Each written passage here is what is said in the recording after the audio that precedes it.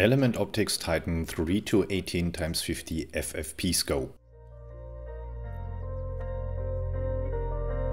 Bay State Red Wolf Heritage, Huben K1 at the shooting range, Steyr Pro X. Servus, thanks for dropping in. Yeah.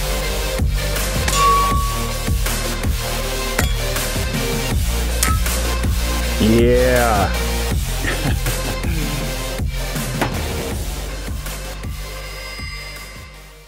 Servus, thanks for dropping in. Welcome to today's video.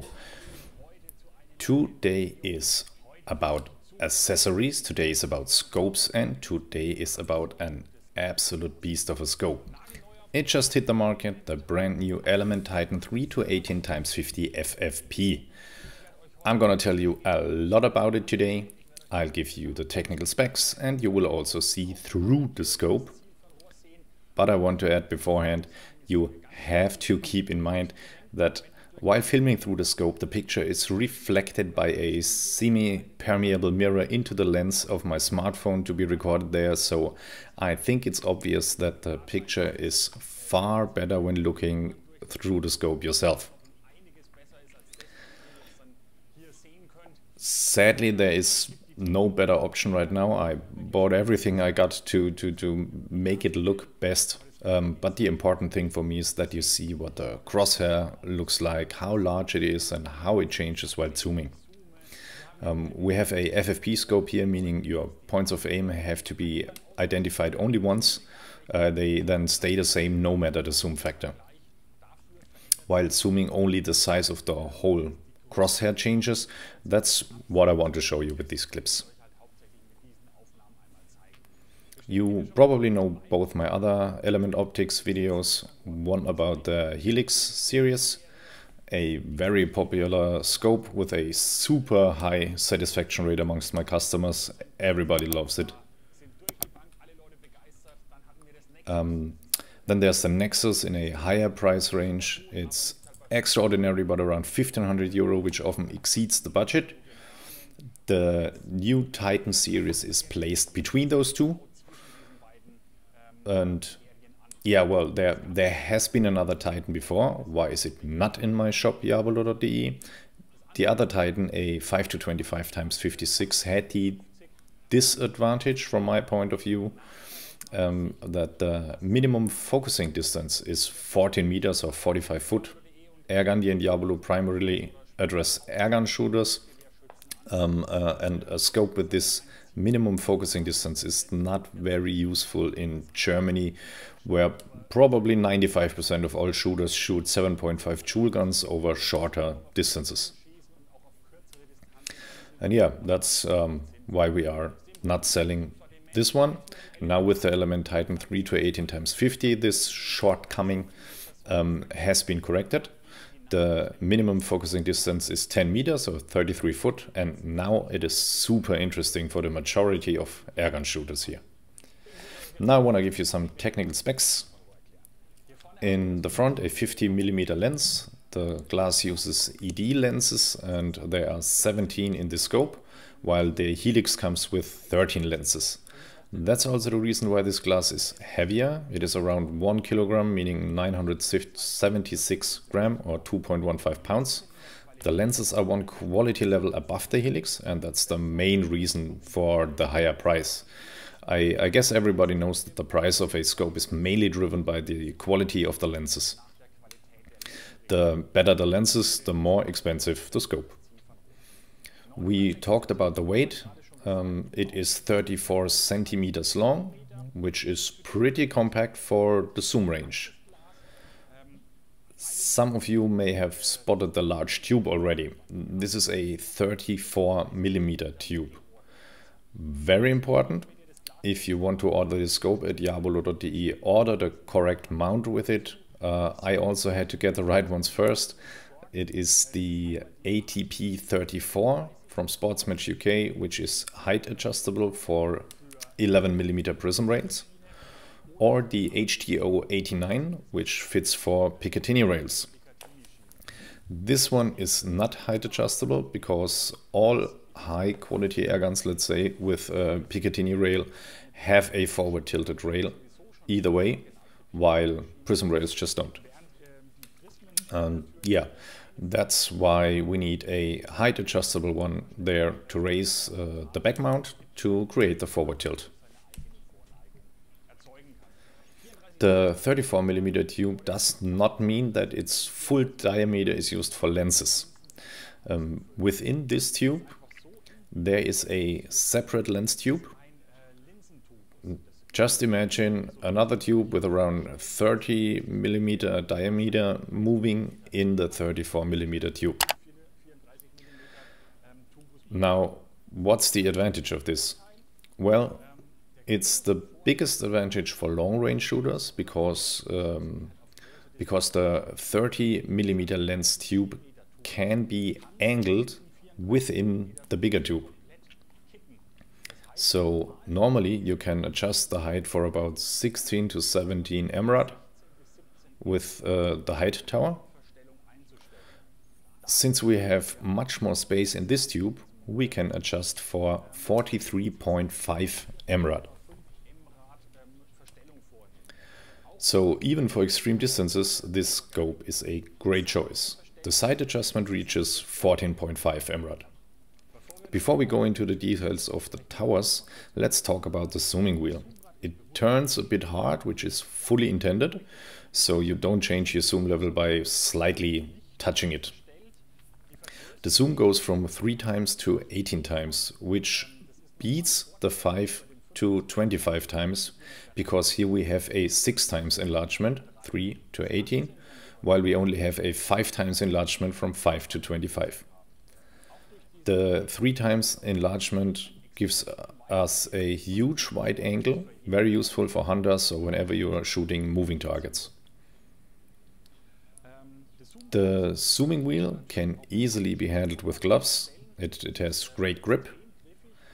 If you want to, you can also install the zooming lever, which comes in the box.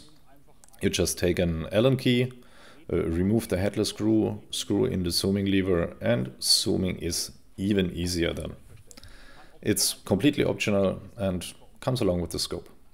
You can also manipulate the eyepiece. What's that for? After buying this scope, the first thing you do is finding a bright surface. It could be a piece of paper on a wall, a white wall, or a bright cloud. Never the sun. That's a bit too bright. Look at it and turn the eyepiece until the crosshair is 100% sharp. And only after that you start focusing on the target via the parallax wheel.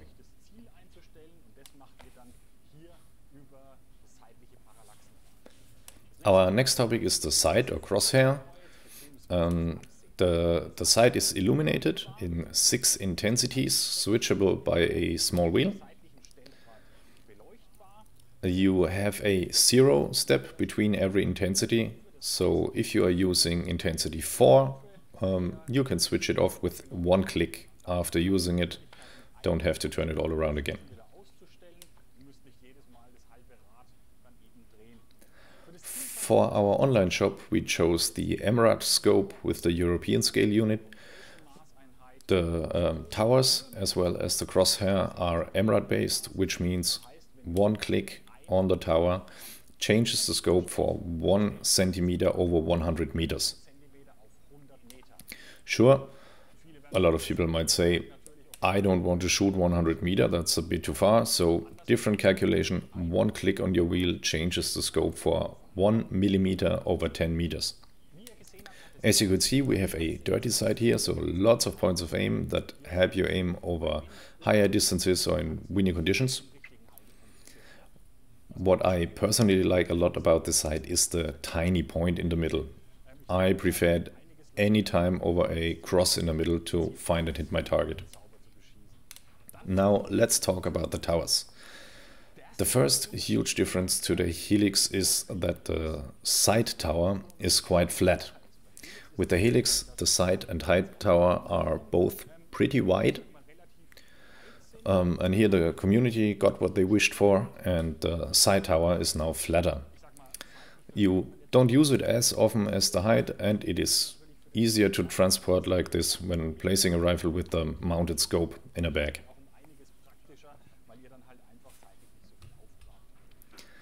The sight and height tower are resettable, so if you found your 0 spot and you don't want it on the 7 like it is here right now, you can reset it without any tools. I'm showing you right now. So for the camera, you just unscrew the lid here,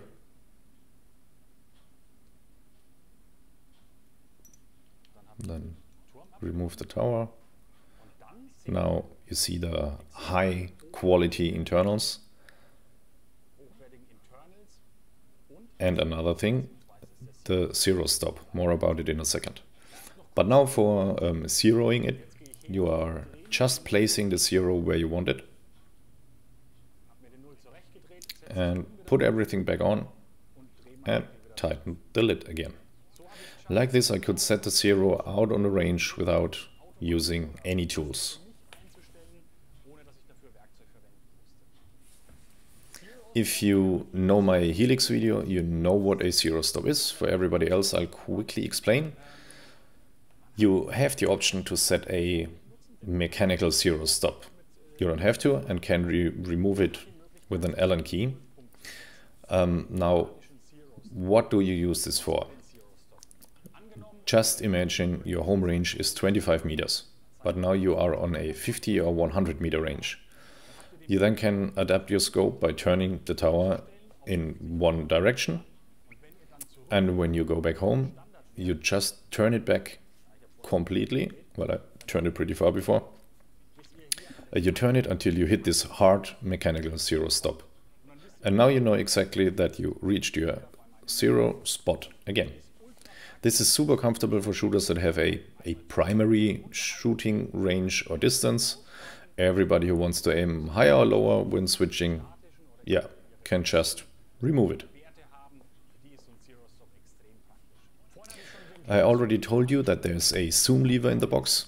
There's also 2 plastic flip caps. There's a 3-inch sunshade and a CR2023 battery, which you insert on the side after removing this little lid. I put one in already to show you the scope clips. But yeah, just put it in here. The CR2023 is pretty cheap if you buy a package. Don't waste €8 on a single one in a hardware store. Yeah, now you just have to switch it off again.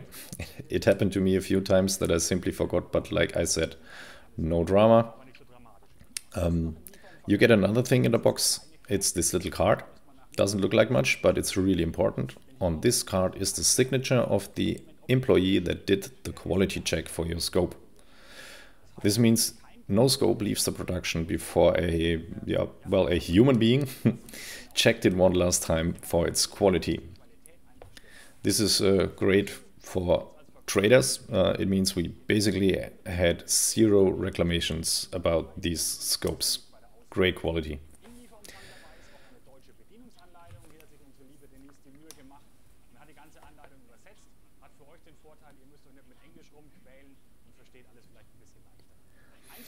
Element states that you can tighten the caps with 1.7 to 2 Newton meters maximum torque on the scope.